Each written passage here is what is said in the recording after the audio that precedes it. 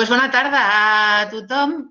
Como decía, hoy es el último Unknown is Coming de la temporada. Yo creo que Unknown is Coming ha venido para quedarse, tanto la incertidumbre como el formato de las charlas.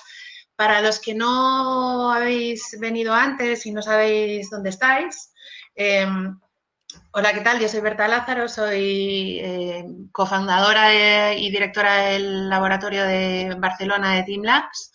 TeamLabs es un laboratorio de aprendizaje radical que hoy en la temática que tenemos es muy pertinente hablar del formato de laboratorio de aprendizaje radical. Somos un entorno donde lo que hacemos es diseñar experiencias de aprendizaje para que las personas que están en ellas cojan las riendas de sus procesos de exploración y descubrimiento. Eso es básicamente, lo hacemos en modo programa universitario con la Facultad de Empresariales de Mondragón, de donde viene José Luis. Lo hacemos en el máster de facilitación del aprendizaje y de la innovación con WESI, también la Facultad de Humanidades también de la Universidad de Mondragón, y lo hacemos con empresas y en otros entornos, ¿no? Mira, desde México también estamos en el TEC de Monterrey en México como socios. El formato de Unknown is Coming, llevamos 11 charlas. José Luis ha sido el extra, o sea, era 10 más bonus. En las charlas de The Unknown is Coming, la obsesión era intentar entender lo que estaba sucediendo a raíz de la pandemia global, pero nos hemos quedado también con una charla semanal para seguir entendiendo la situación de incertidumbre, ¿no? Habitual ya. Entonces, como todo lo que hacemos en TeamLabs lo hacemos en equipos, ¿no? Al final lo que queríamos era construir momentos, ¿no? De reflexiones colectivas, invitando a personas a las que admiramos, ¿no? Proyectos que son pertinentes en la actualidad. Y bueno, hemos hecho 10. Me sale, porque es la última, ¿no? Antes del verano, me sale como honrar a todas las personas que han estado antes, ¿no? Roser Pastor, Tomás Díez, Xavier Marcet, Alfonso Cornellà y Mónica Alonso, Diego Soroa, Xavier Creus, Regina Llopis, Belén Viloria, Antonio Lafuente, Alexandra Mitjans y tú mismo, ¿no? Todas estas personas, durante 10 charlas, ha habido un momento en el que la frase ha sido el aprendizaje está de moda, ¿no? Pero realmente es que el formato de aprender, ¿no? La obligación de aprender se ha manifestado de manera absoluta, ¿no? Roger, por ejemplo, comentaba en términos de los liderazgos, ¿no? De cómo aprendemos a liderar en estos momentos de incertidumbre. Tomás Díez hablaba, ¿no? Del movimiento maker, del aprendizaje ciudadano y en red.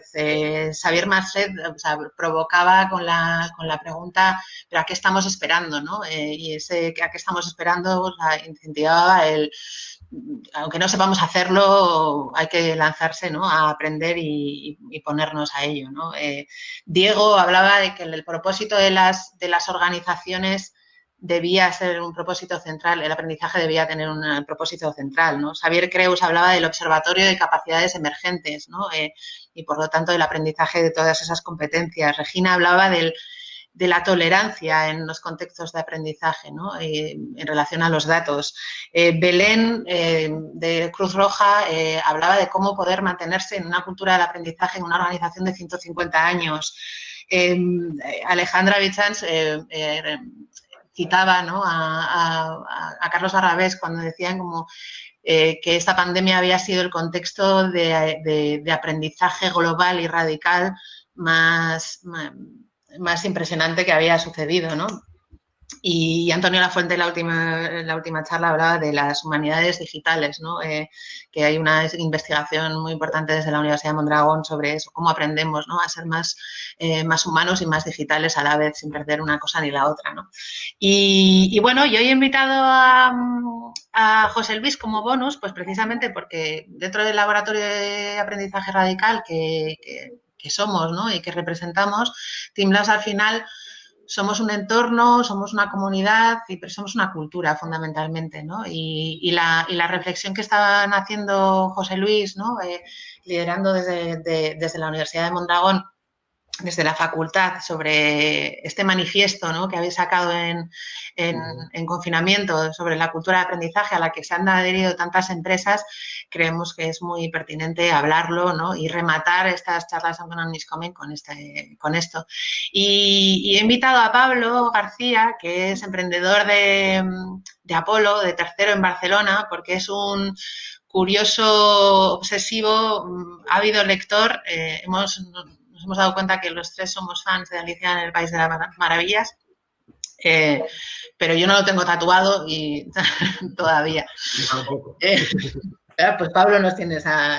Me has dado una buena idea, Pablo, me lo voy a pensar. Entonces, Pablo, si quieres te presentas tú mismo, ¿no? Tu curiosidad por el aprendizaje y por qué estás aquí también. De acuerdo. Bueno, pues lo primero, Pablo García, como bien ha dicho Berta. Lo primero que también quería dar las gracias, bueno, tanto a Berta, Teamlabs, como a José Luis de darme la oportunidad de estar aquí. Y la verdad creo que me has definido muy bien. O sea, llevo ya desde pequeño siendo un ávido lector. Creo que en gran parte eso ha fomentado toda esta curiosidad y esas ganas de aprender que intento mantener también en la parte profesional. Y nada, para presentarme rápidamente, estoy ya en cuarto, ahora después de evaluación aquí en Lane de Teamlabs Barcelona. Y nada, la verdad, con muchas ganas de esta sesión. Ya me estuve haciendo una recopilación de las anteriores charlas y creo que con esta de hoy hacemos un buen cierre a todo esto que del unknown is coming. Así que nada, vamos a ello. Me gusta presentarme diciendo que yo solo digo verdades cuánticas, es decir, todo lo que yo os diga, yo lo que os cuente es verdad y mentira a la vez, porque tenemos la suerte de estar en ciencias sociales y la suerte de que no haya verdades absolutas. Entonces me gusta compartir nuestros aprendizajes, los de lo que, como decías, desde la Facultad de Empresariales, lo que hemos ido aprendiendo en el ámbito del aprendizaje en las organizaciones, que por lo general suelo decepcionar. Es decir, normalmente las expectativas que se ponen en esto no soy capaz de alcanzarlas, pero espero por lo menos haceros reflexionar sobre algunas cuestiones. Y aquí además veo, de las pocas personas que veo conectadas, es el compañero de la universidad Eugenio Astigarraga, que alguna vez ya hemos compartido la reflexión que os voy a hacer ahora de que hoy no vais a aprender nada, que en esta sesión que vamos a estar aquí vais a salir sin aprender nada. Vaya, por Dios. Y bueno, espero que a partir de ese ratito que tenemos de preguntas-respuestas podamos ver si de verdad va a haber aprendizaje o no aprendizaje. Yo creo que ahora estoy en la cresta de la ola emocionalmente hablando con respecto a cómo ha sido todos estos meses. Lógicamente, por el hecho de que se está normalizando la vida y la posibilidad que me ofrece de poder ir a la playa, y antes hablábamos con Pablo, que tenemos los dos una costumbre muy sana de ir a la playa a leer, y a mí eso me está dando la vida, junto con hacer deporte, que yo creo que es otro de los grandes aprendizajes de todo este confinamiento. Yo juego a baloncesto, me corro por una cancha de baloncesto con gente similar a mí, y el hecho de no haber podido hacer el deporte que yo hago habitualmente, yo creo que eso emocionalmente me ha tenido, digamos, embotado. Y esta es una de las cuestiones, es decir, existen ya estudios que relacionan el ejercicio físico con la capacidad para aprender. Entonces, bueno, pues yo creo que ahí hay como esa parte que yo no he podido desarrollar y que me parece que fruto de esta semana, y si todo va bien, cuando acabemos esta charla, me iré a echar otra pachanga con mis amiguetes, pues ahí, ¿no? ¿Cómo empezó todo esto? Recuerdo que un jueves se comunicó a nivel de la universidad que pasábamos al confinamiento, que se cortaban las clases presenciales, y casualmente yo al día siguiente tenía una sesión con Leiners de uno de los laboratorios de aquí del País Vasco, y yo suelo empezar un poco con el concepto de VUCA, ¿no? O sea, de cómo esto volátil, incierto, complejo y ambiguo, donde ahora últimamente he visto que se ha añadido una H al final, que es la de hiperconectado, que me gusta porque creo que viene muy al hilo de cómo ha sido estos meses.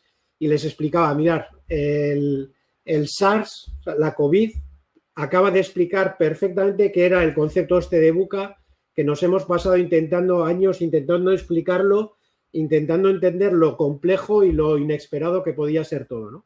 Y yo creo que la COVID nos ha traído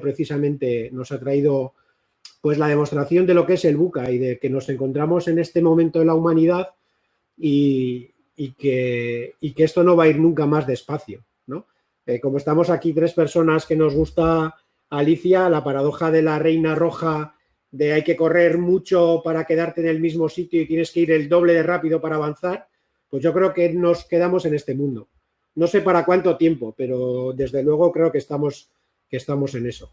En lo profesional, mucho trabajo. Afortunadamente no he tenido una afectación directa ni en lo personal de salud ni en lo profesional en cuanto a dificultades en el trabajo, más allá de la propia carga de trabajo. Y dentro de esa carga, pues ahí es donde un tal Óscar Dalmau, y digo un tal porque le tengo un cariño, es una de las personas que he podido descubrir o a la que me he podido acercar mucho durante todo este tiempo, y uno de los 5 impulsores de este manifiesto de cultura aprendizaje, pues me llama un día y me dice: oye, José Luis, tenemos que hacer algo con esto de la pandemia, el COVID, de cómo aprovechamos todo esto, de cómo volvemos el primer día cuando volvamos. Esta era un poco la primera conversación, ¿no? De qué podemos hacer en el aprendizaje cuando volvamos, ¿no? Y ahí, con la incorporación de Javier Martínez Aldanondo, de Jesús Martínez Marín y de Joaquín Carbonell, pues una de las primeras cuestiones fue: ¿por qué vamos a esperar al primer día a la vuelta? ¿Por qué no el propio proceso? ¿Por qué no la vivencia que tenemos ahora no la estamos aprovechando para aprender? ¿Por qué esperamos a volver a la normalidad para hacer ese proceso de reflexión de qué nos ha pasado, ¿no? Entonces, bueno, a partir de eso y de muchas conversaciones y de casi sesiones diarias en las que nos conectábamos los 5, decidimos que queríamos empezar por este manifiesto al que le hemos llamado Cultura Aprendizaje, que a día de hoy supera ya las 1000 personas y además con un perfil de personas firmantes donde en torno a un 45% de las personas que han firmado son directivos y directivas. Diría que lamentablemente más directivos que directivas. Una de las cuestiones que ha salido precisamente es que el porcentaje de mujeres directivas con respecto a hombres pues era más o menos de un 35-65. Y eso creo que también es una de las cuestiones que, una vez más, lamentablemente, el confinamiento ha puesto de manifiesto lo difícil que ha sido conciliar, y especialmente para las mujeres mucho más que para nosotros los hombres, ¿no? Bueno, y simplemente dejar ahí esa una pequeña cuestión. Y a partir de ahí, de este manifiesto, de lanzarlo, de las firmas, yo creo que hemos puesto en marcha como un movimiento, pues que hemos tenido un par de webinars, hemos desarrollado un kit de herramientas que le hemos llamado Astindu, que lo que permite es precisamente, a través de conversaciones, pues hacer esa reflexión de cómo aprender y cómo gestionar el cambio tanto en momentos de crisis, que puede ser bien pero también a posteriori, ¿no?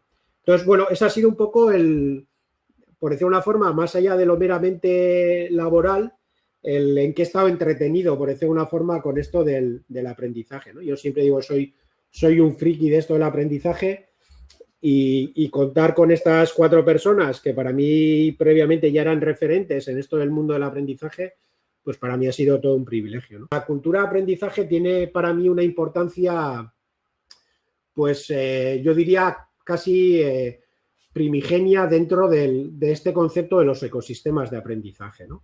Y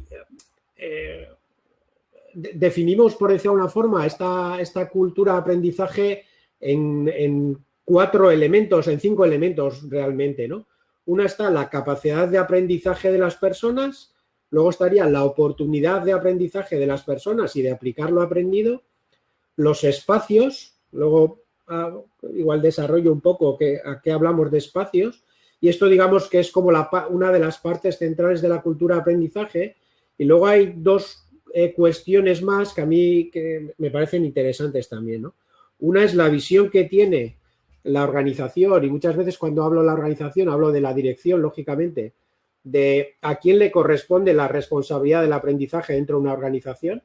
Y esta es una pregunta que yo suelo lanzar habitualmente, es decir, si cada uno de vosotros y vosotras consideráis que la responsabilidad del aprendizaje en la organización le corresponde a la propia organización, es decir, es la organización la que tiene que hacer que yo aprenda, formarme, capacitarme, utilicemos el verbo que queramos, aunque sean diferentes, o soy yo como persona la que tiene que estar preocupado por mi propio aprendizaje, ¿no?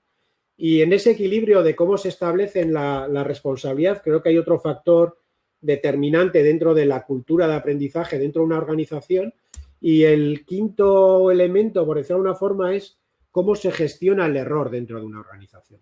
Y cuando hablamos del error, al error está asociada la confianza, el miedo y una serie de factores. Es decir, si el error es muy castigado dentro de una organización, por lo general la gente será poco proclive a incorporar nuevas formas de hacer y a mí me gusta enfocar el aprendizaje hacia lo que vamos a necesitar en el futuro. Es decir, el aprendizaje, en mi forma de entenderlo, no está enfocado a lo que ya sé hacer.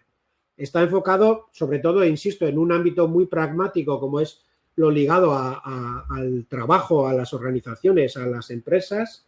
Está ligado a lo que el puesto de trabajo, a lo que la organización va a requerir de mí en el futuro. A lo que estoy haciendo hoy, por lo general, lo estaré haciendo lo suficientemente bien, ¿no? Entonces, claro, ahí puede entrar la disyuntiva, entonces, ¿qué es aprender, por decir una forma, y qué hace falta para aprender desde un punto de vista de organización, ¿no? A mí me gusta la definición, quizás por simple, pero mucho de Javier Martínez Aldanondo, que como decía antes es uno de los impulsores del manifiesto, que dice que aprender es acumular experiencia que pueda ser reutilizable en el futuro, ¿no? Y yo pienso que al final hay tres factores principales dentro del aprendizaje. Una es la motivación, es decir, aprender es un acto deliberado, es un acto voluntario. Aprendemos, entre comillas, lo que queremos y eso es una cuestión que yo creo que hay que tener en cuenta. Y esto va muy ligado a algo que decía yo antes, que son las expectativas. En función de dónde pongo yo la expectativa, seguramente querré aprender más o menos con respecto a ello. Con lo cual, necesitamos motivación para aprender. Otra cuestión que hace falta para aprender es tiempo. Y este es uno de los grandes problemas dentro de las organizaciones. No existe tiempo. Y aquí podemos volver a Alicia en el País de las Maravillas y el conejo corriendo continuamente con el reloj, ¿verdad? Necesitamos tiempo y necesitamos tiempo yendo a los clásicos, Cronos y Kairos. Necesitamos tiempo en cuanto a la extensión, pero necesitamos tiempo de calidad. Y está demostrado que el aprendizaje se da mejor cuando el tiempo es de calidad y planificado. Es decir, el generar espacios temporales, luego hablaremos de espacios temporales en las organizaciones, fomenta el aprendizaje, ¿vale? Está demostrado que determinar que tal día a tal hora vamos a aprender, le voy a dedicar un espacio de calidad, insisto, para aprender, eso fomenta el aprendizaje. Y luego el tercer factor es la práctica deliberada. Aprendemos sobre lo que pensamos y recordamos mejor significados que hechos. Es decir, aquí un ejemplo importante es el mundo del deporte. Los deportistas pasan mucho más tiempo entrenando que jugando. Es decir, pasan mucho más tiempo haciendo una práctica deliberada que realmente ejecutando acciones, por decir una forma, por simplificarlo mucho, ¿no? Entonces, si consensuamos o si estamos de acuerdo, y antes no lo he dicho, pero me encantaría que encontrásemos personas y opiniones diversas a las mías, incluso contrarias, para que podamos tener luego un bonito debate, pero si estamos de acuerdo, por lo menos en nuestra forma de entender el aprendizaje en las organizaciones, necesitamos motivación, necesitamos tiempo y necesitamos práctica deliberada.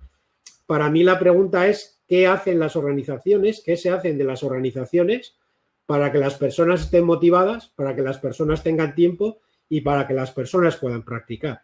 Porque si necesitamos esos tres factores y en las empresas no hacemos que esos factores sucedan, lógicamente estamos haciendo disminuir mucho el aprendizaje.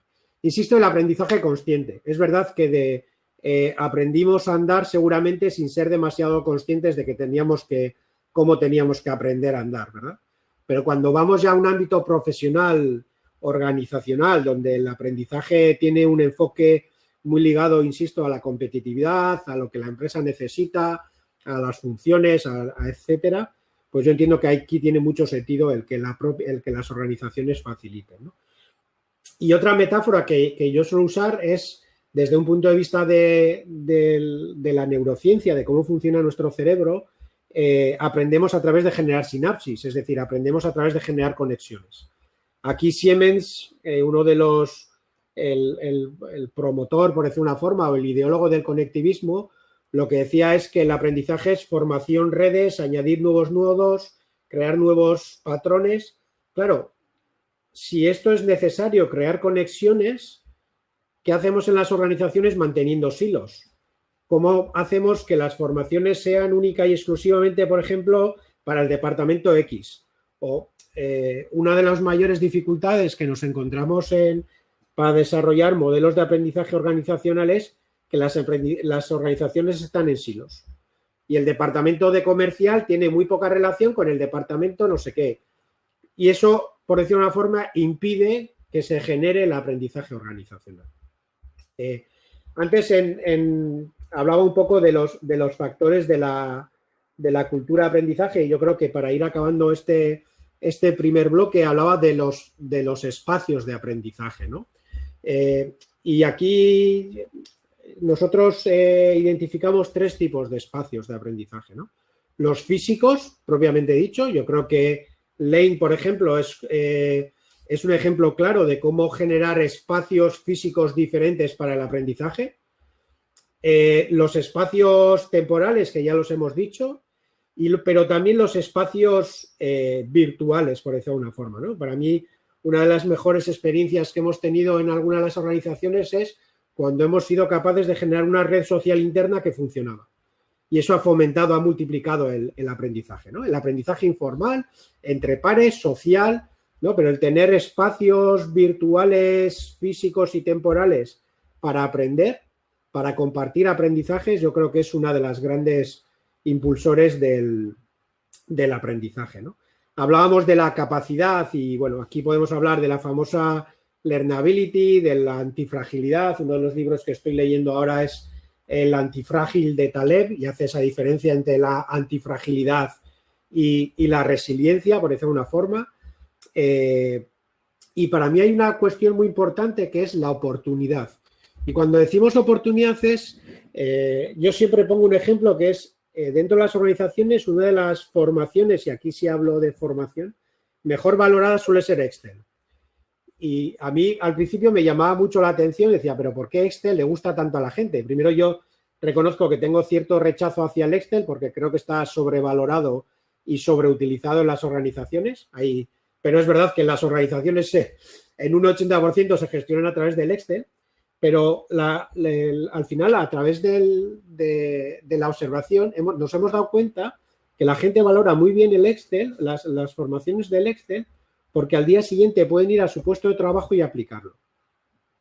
Mientras que si hacemos una sesión sobre liderazgo, eso es más difícil la aplicación. Entonces, puede que nos haya gustado mucho más el qué viene el ponente o el coach que nos ha acompañado, etcétera, pero claro, no hay una aplicación inmediata y eso da una percepción de que no he aprendido.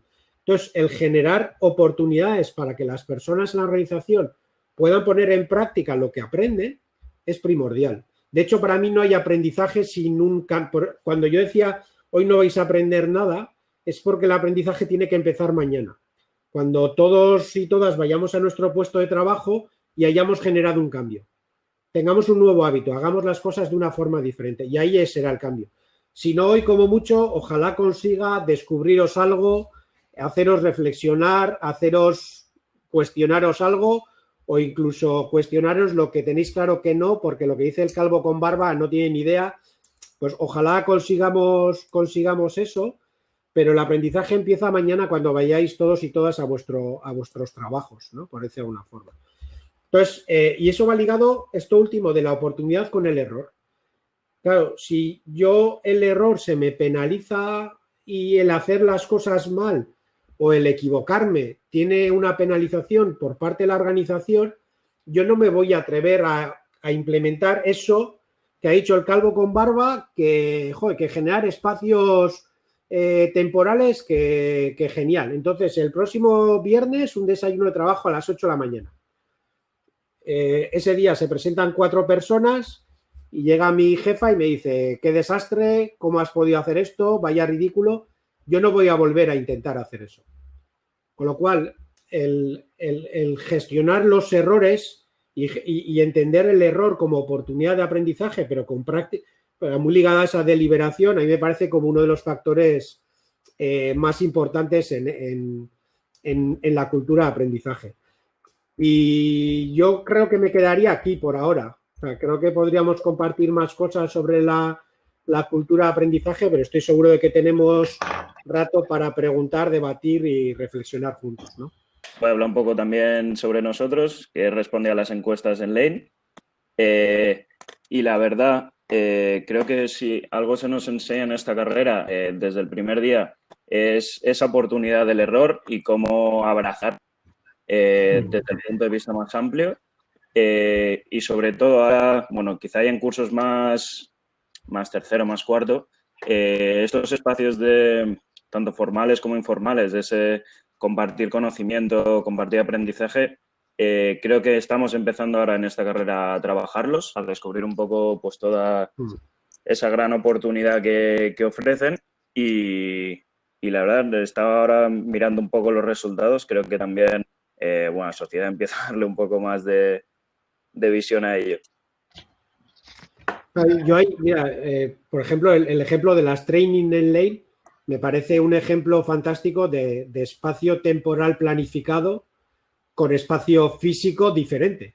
Precisamente, y precisamente para hablar de hablar, o sea, para mí es precisamente un círculo, ¿no? Y además, porque efectivamente estáis cerrados un círculo, sentados en círculo, para hablar precisamente del aprendizaje, ¿no? Y del error, y también de la emoción, de cómo estoy, pero también qué me ha pasado en mis proyectos, qué he aprendido, ¿no? Entonces, creo que este concepto de las training de Lane me parece como un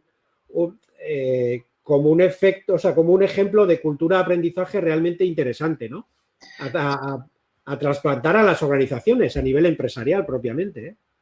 Yo creo que en esto es muy interesante porque las trainings se llaman trainings, o sea, se llaman espacios de entrenamiento, o sea, donde se entrena el diálogo como herramienta generadora de conocimiento entre socios dentro de una empresa, ¿no? O sea, como que como estamos en un entorno académico, ¿no? Parece como que es la obligación, pero en realidad nosotros lo que entrenamos en Lane es la capacidad de aprendizaje de las organizaciones para la innovación, ¿no? Y la adaptabilidad de las organizaciones en el futuro, como has dicho tú, ¿no? Al 100% de empleabilidad y tal. Y creo que es súper interesante este concepto de práctica, ¿no? O sea, como has dicho... práctica deliberada. Práctica deliberada, ¿no? Porque es la metáfora del deporte, es que te tienes que entrenar mucho para que los diálogos sean herramientas fructíferas de conocimiento y aprendizaje para una organización y que viaje el aprendizaje y que sedimente y que efectivamente mañana podamos aplicarlo, ¿no? Entonces, yo no sé cómo trabajáis, igual, cómo trabaja en la cultura de aprendizaje o vuestro manifiesto con el tema de la mentalidad. O sea, cómo encarnamos, o sea, cuáles serían las mentalidades que pueden encarnar esa cultura o esa actitud de aprendizaje. Pues ahí, fíjate, yo diría el concepto, cojámoslo como filosofía si quieres, pero la mentalidad agile, yo creo que es uno de los potenciadores y pongo ahora el foco en la persona. O sea, hemos estado poniendo el foco en la organización y es decir, pongamos el foco en la persona, ¿no? En este concepto de learnability, ¿no? De la capacidad de aprendizaje a lo largo. A mí me gusta mucho utilizar el ejemplo de, o sea, cambiar el aprendizaje a lo largo de la vida por el aprendizaje a lo largo y a lo ancho de la vida. Yo creo que yo suelo poner un ejemplo de yo aprendí a hablar en público, entre comillas, porque de joven hice teatro. Yo soy una persona tremendamente tímida en mi vida personal, pero yo me hice teatro. Entonces, el cómo expresarte, por decir una forma, cómo proyectar la voz, el cómo colocarte delante de una audiencia, etcétera, etcétera, yo no lo he aprendido en un aprendizaje formal, lo aprendí, haciendo teatro. El deporte me ha ayudado a aprender sobre el liderazgo, sobre qué es el talento, sobre lo importante del esfuerzo.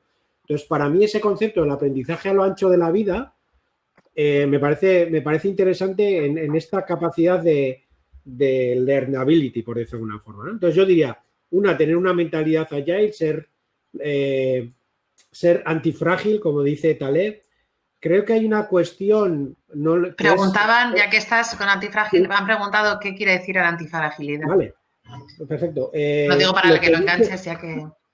Mira, aprovecho para meter aquí el libro de Taleb, el libro Antifrágil, ¿vale? Me parece una lectura interesante y él lo que habla es que la diferencia entre resiliencia y antifragilidad es que los sistemas antifrágiles salen más fuertes después de una crisis. O sea, es un vocablo, por decirlo de una forma, que el propio autor se ha inventado y lo que desarrolla es un poco detrás de este vocablo, de este concepto, todo lo que él cree que hay detrás, ¿no? Y la parte un poco así, él dice, la resiliencia es después de una crisis yo me recupero, pero estoy en el mismo sitio, ¿no? La antifragilidad significa que después de una crisis yo salgo mejor, salgo reforzado de la crisis, ¿no? Yo soy muy crítico con ese concepto de que las crisis son oportunidades, porque las crisis son oportunidades cuando tú tienes el andamiaje para que eso sea una oportunidad. Venderle que la crisis es una oportunidad a personas que se están quedando sin trabajo, que no tienen el conocimiento ni la red de personas suficiente y decirle que esto es una oportunidad, me parece vender ese concepto americano del si quieres, puedes, que para mí es otra de las grandes mentiras, ¿no? Perverso. No, si quieres, estarás más cerca de poder, pero solo querer no vale. Yo puedo querer jugar de titular en la Real Sociedad, pero ya me puedo esforzar mucho que no. Y entonces, claro, yo creo que hay que... Este concepto de antifragilidad está de ahí, ¿no? Y habla de cómo los sistemas que son demasiado robustos se vuelven débiles y cómo el forzar los sistemas, el hacerles fallar, genera antifragilidad. Y un ejemplo es precisamente las enfermedades. ¿La vacuna qué es? La vacuna, precisamente, una vacuna lo que hace es te mete una dosis muy pequeñita de un virus para generarte precisamente los anticuerpos, ¿no? Y él lo lleva además al ámbito financiero, al ámbito económico, al ámbito de todos, ¿no? Es decir, cómo él habla de los estresores, de cómo generar estrés en los sistemas ayuda a que sean más antifrágiles, ¿no? O sea, esto es, yo creo que se ve fácil con nuestras vidas, ¿no? Cuando tú no has tenido nunca un problema, cuando todo te ha salido bien a la primera, es terriblemente difícil que eso haya sido así, pero si tú no has tenido vivencias, ¿cómo vas a ser resiliente si nunca nada te ha salido mal? ¿Cómo vas a ser antifrágil si has vivido en una balsa de aceite, ¿no? Entonces, necesitas esos estresores, ¿no? Mauricio preguntaba hace tiempo, en un entorno en el que colaboramos diversas generaciones, ¿cómo superas la brecha o las diferencias que generacionalmente tenemos respecto del concepto de aprendizaje, experiencia y tiempo? Que eso... Me parece súper interesante la pregunta y, de hecho, me ha llevado a la reflexión de que nosotros en las organizaciones en las que trabajamos no hacemos esa distinción. O sea, no tenemos... Sí que es verdad que ahora estamos colaborando con una organización que precisamente está en un proceso de relevo generacional, ¿no? Y cómo el aprendizaje va a ayudar a ese relevo generacional entre los expertos que llevan años dentro de la organización, los y las expertas que llevan años en la organización y que están cerca de la jubilación, y que la organización dice, estos son personas poseedoras de un gran conocimiento, principalmente tácito, que yo quiero que no se vaya con ellos y con ellas, ¿no? Entonces, yo creo que el aprendizaje multigeneracional, yo creo que el trabajar la cultura, Yo soy muy fan de todo el concepto de los espacios, de generar espacios para la conversación, de generar espacios físicos y virtuales para que esas personas intercambien. Porque, no sé, uno de los mitos, bueno, no es uno de los mitos, yo creo que una de las confirmaciones de todo este proceso es el mito del nativo digital. Yo ya no me lo creía y se me ha terminado de caer, es decir, no veo ningún... Lo siento, Pablo, por si pensabas que... Ahora le toca responder a él después. Erais avanzados superiores en este concepto, ¿no? Y yo creo que es una de las grandes mentiras. O sea, yo que me ha tocado trabajar con y dar clases y charlas y talleres con gente de personas de 20 años, de 22 años y gente de 40 y de 50, no he visto muchas diferencias en cuanto al uso de la tecnología, propiamente dicho. Sí que he visto que la juventud normalmente es más osada, pero eso no depende de lo digital, son más osados en general con todo. Con lo cual, no sé, yo creo que rompería ese concepto de que somos generaciones tan diferentes.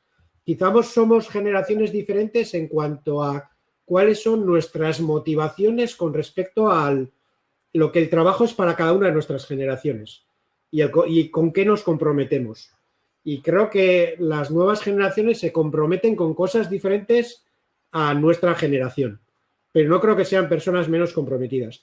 Y en cuanto al cómo aprenden, cognitivamente nuestro cerebro no ha cambiado en 200.000 años, con lo cual entiendo que las formas de aprender son iguales si tienes 70 años que si tienes 23.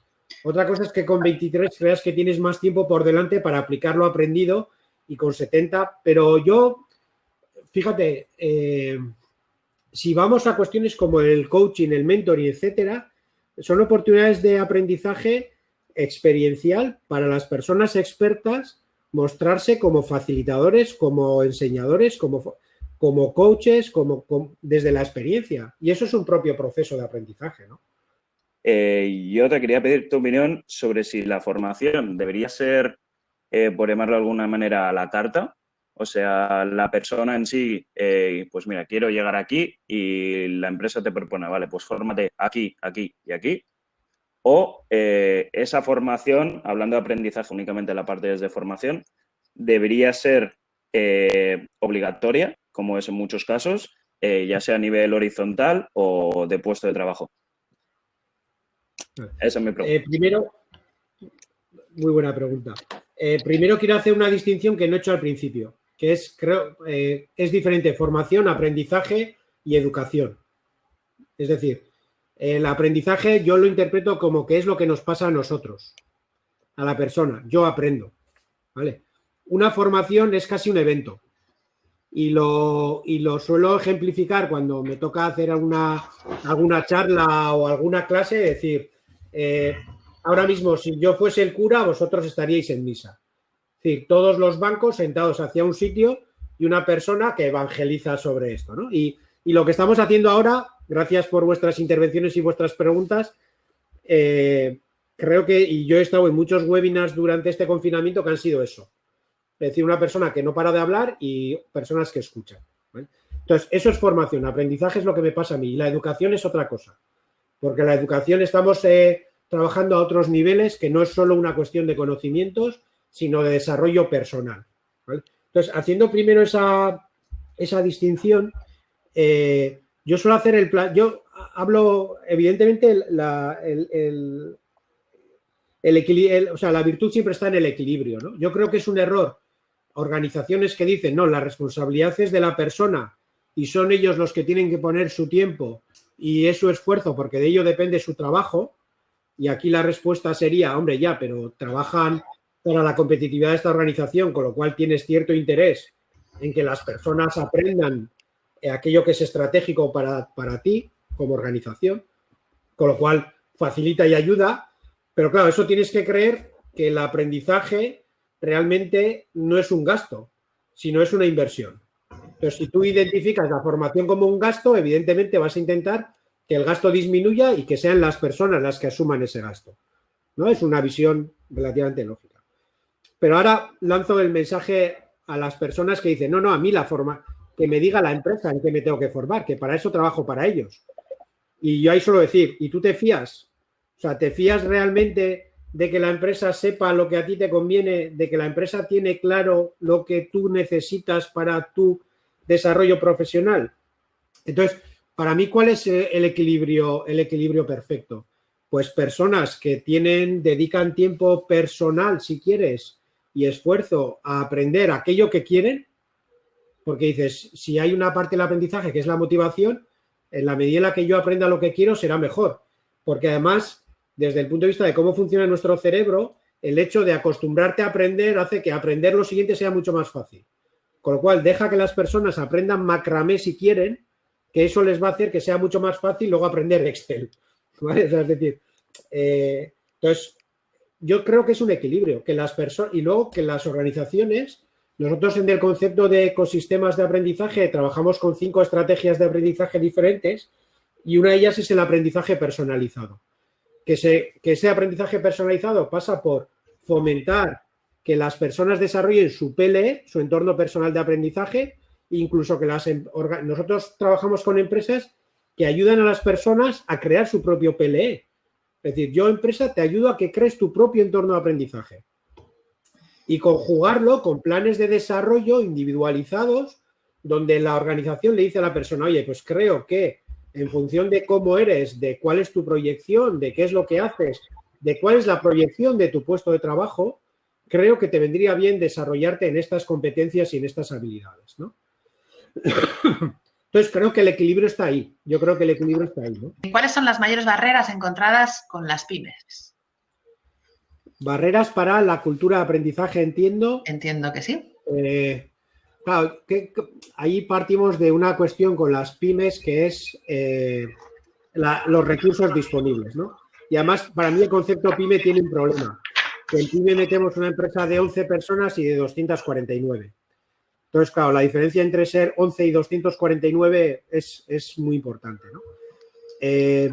Yo lo que sí hemos visto, por ejemplo, o sea, no tengo ninguna reflexión o no te podría decir diferencias a nivel pyme, gran empresa, pero sí tenemos ciertos aprendizajes, por decirlo de una forma, o ciertas reflexiones de cuándo funciona mejor el aprendizaje a nivel organizacional, ¿vale?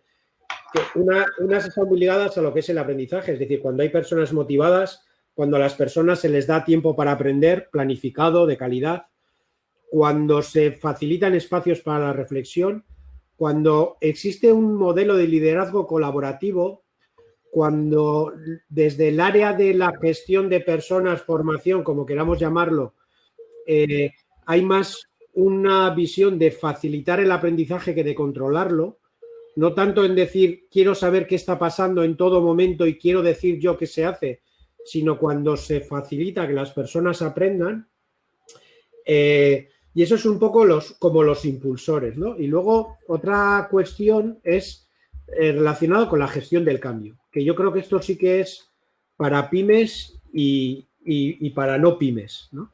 Cuando tú quieres cambiar la cultura de aprendizaje o cuando quieres empezar a desarrollar una nueva estrategia de aprendizaje, lo normal en las organizaciones es que empiezan cambiando metodologías o empiezan metiendo tecnología. Y dicen, pues ahora vamos al e-learning.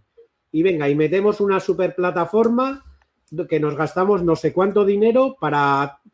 Entonces, creo que esa es una parte muy pequeña de todo lo que hay que hacer si tú quieres realmente ir hacia un modelo de aprendizaje bueno. Y digamos que esos vectores de cambio empiezan por el rol de las personas, lo decíamos antes. Una, hacer que las personas entiendan que su rol en el aprendizaje tiene que cambiar, que nos tenemos que hacer protagonistas y que con ese equilibrio que antes decía, que las empresas nos ayuden, pero creo que las empresas tienen que ayudar. Es decir, muchas veces cuando se habla de la gestión del cambio se dice de generar sentido de urgencia, ¿no? Y que se vea que el cambio es necesario. Y una cosa que sí hemos observado, y esto creo que servirá para las pymes, y además creo que las pymes tienen una ventaja, que es el tamaño te permite precisamente estar mucho más cerca de las personas. Porque una cosa es, las personas normalmente suelen entender que tienen que cambiar. O sea, que tienen que cambiar su forma de aprender. Pero una cosa es querer, otra cosa es atreverse. y otra cosa es responsabilizarse. Entonces, las empresas, cuando hablamos de este concepto de facilitación, tienen que ayudar a acompañar a las personas en esa gestión del cambio. Porque yo puedo querer decir, sí, yo le quiero dedicar mucho más tiempo a aprender y quiero hacer las cosas de otra forma, pero nos bloquean los miedos, sobre todo en organizaciones donde el error se castiga, ¿vale? Entonces, una parte es esa. Otra parte diría, incorporar el aprendizaje dentro de los horarios laborales. Voy a ser como muy concreto, ¿vale? El estilo del liderazgo lo hemos dicho. Y una vez que vas activando eso, es decir, el rol de las personas, la cultura, el estilo del liderazgo, el rol de la formación dentro de la empresa, no puede ser un departamento aislado, sino tiene que estar muy ligado a la dirección, tiene que estar muy ligado al propio negocio. Y luego sí, cambiemos procesos, cambiemos metodologías, metamos tecnología, etcétera, etcétera. Pero no empecemos para mí es un error empezar por cambiar metodologías y tecnologías, ¿no? Ramón Gomat me pregunta, ¿no? ¿Cuáles son las 5 estrategias de aprendizaje que utilizáis? ¿No? Antes lo has dicho como así por delante y, o sea, como cuáles son las 5 y lo hilo con una de, si me permitís, con una que dice Pablo, ¿qué prácticas en empresas te han permitido romper con el paradigma de saberlo todo de un dueño que lleva varios años en su posición de dirección general, ¿no? O sea, igual porque ILES, de esas 5 estrategias hay alguna en concreto, ¿no? Que va más a esto, a desbancar un poquito esas actitudes o mentalidades. Vale, las estrategias son estrategias de aprendizaje, ¿vale? Una era lo que decíamos antes, el aprendizaje personalizado, el trabajar el aprendizaje a nivel individual y eso hacerlo, trabajar para que eso esté disponible. No son 5 estrategias separadas, sino son 5 estrategias que si hiciésemos bolas, unas estarían encima de otras, ¿vale? Hay de todas maneras, cualquier persona, si quiere más sobre el tema de ecosistemas, que me escriba tranquilamente a través de prácticamente cualquier red social y le doy mucha más información, ¿eh? Pero está el aprendizaje personalizado, el aprendizaje social, el aprendizaje entre pares, lo que decíamos antes de generar espacios, el acceso a expertos, y ahí puede entrar el coaching, el shadowing, el mentoring, el traer expertos que dan charlas inspiradoras, todo este tipo de cuestiones. El aprendizaje ligado a las experiencias, pues el aprendizaje basado en los proyectos, todo lo relacionado con gamificación, con hacer viajes de aprendizaje, con expediciones comerciales, todo eso, que son cuestiones que muchas veces en las organizaciones se hacen. Una de las cuestiones en las organizaciones es que suele haber prácticas no estructuradas y no formalizadas. Nos encontramos este concepto de los silos, que cada departamento hace cosas de aprendizaje, y le llamo cosas, pero que no se estructuran a nivel organizacional. Si eso lo piensas y lo reflexionas, lo puedes convertir en una práctica estructurada que te lleva a la práctica deliberada, ¿vale? Y luego está el aprendizaje formal, que creo que es el gran olvidado. Creo que estamos denostando el aprendizaje formal y creo que es un gran error. Creo que es un gran error. O sea, creo que el aprendizaje formal tiene mucho sentido, tiene mucha importancia, siempre y cuando tengamos claro qué es lo que queremos obtener con el aprendizaje formal. Sí, entonces, esas 5 estrategias, conjugando esas 5 es cuando puedes tener una estrategia de aprendizaje, por decirlo de una forma, ¿no? Y luego lo que decías con romper barreras de las personas ancladas en su forma tradicional y en sus conocimientos, pues vuelvo a hablar un poco a la gestión del cambio, ¿eh?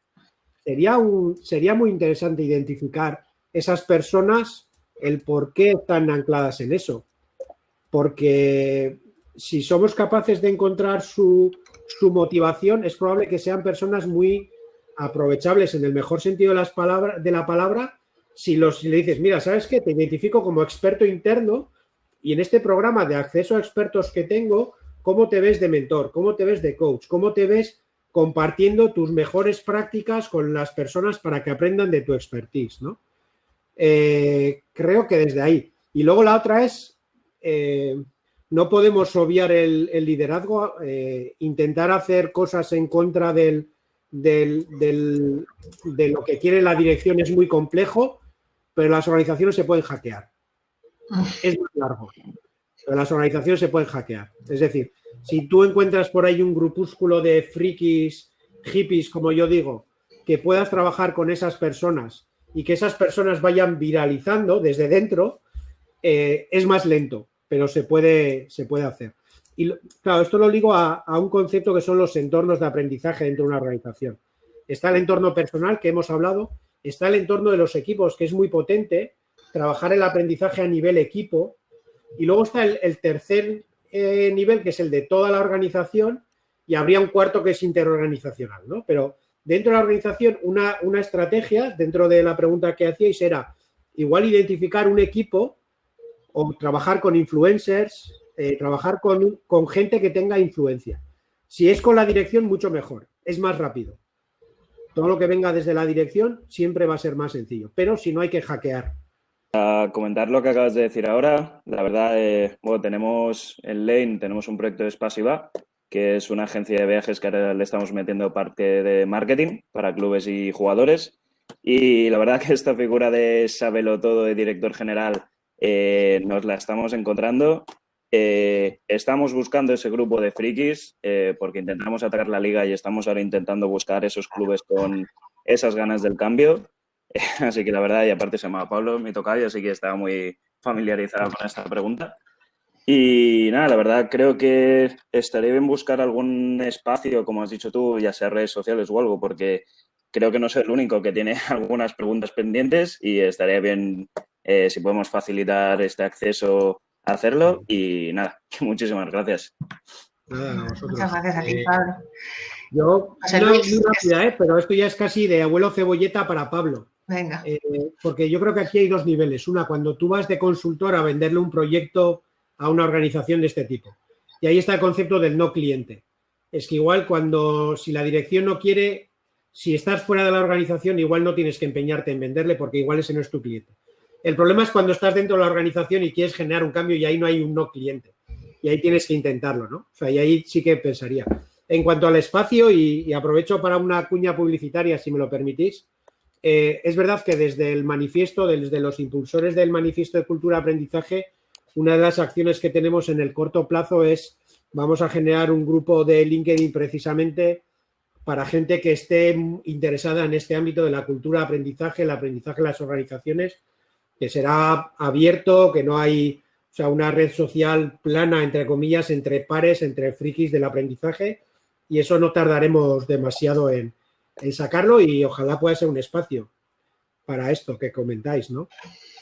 Pues espero que sí. De todos modos, yo ahí digo una cuña, yo no sé, necesito decirlo. O sea, estoy un poco harta también de que nos autodenominemos hippies, frikis y tal, desde el punto peyorativo. O sea, cuando los hippies es un movimiento maravilloso, cuando los frikis es un movimiento que ha cambiado, ha hackeado absolutamente todo. Entonces, yo lo digo porque vengo de una conversación estratégica de este tema, ¿no? Y creo que joder, cuidado, o sea, creo que no estamos los frikis, no, o sea, ni los hippies en este tema del aprendizaje, o sea, el aprendizaje yo creo que es igual, no sé, o sea, eso, agradecerte, José Luis, o sea, esa clase magistral, o sea, creo que has dicho montones de cosas, hemos cogido un mogollón de apuntes y vamos a hacer un vídeo, ¿no?, de todo esto que has propuesto.